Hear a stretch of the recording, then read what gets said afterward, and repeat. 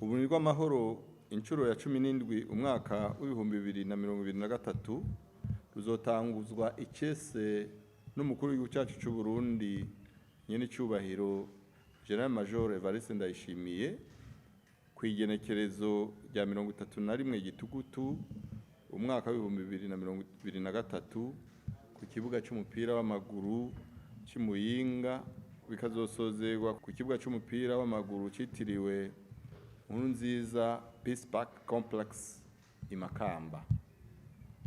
Icivugo cy'uyu mwaka ni kigikurikira: mu runani rw'abarundi tugende turaba Uburundi bwifashe mu bihumbi 2040.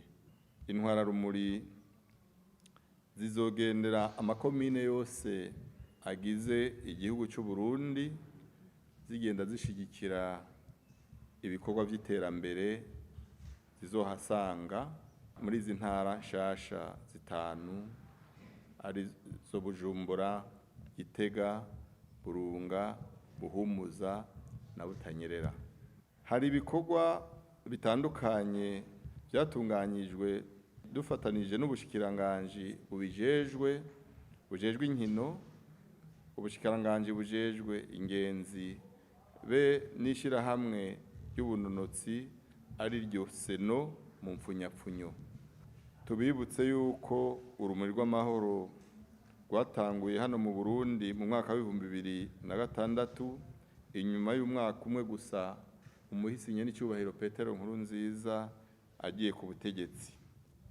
Aho hose urumuri rw'amahoro ruciye rugenda ruhimiriza ibikorwa by'iterambere rwongera rusasagaza amahoro, umwumvikano no guhimiriza imbono y'Uburundi bwifashe mu mwaka w'ibihumbi 2040.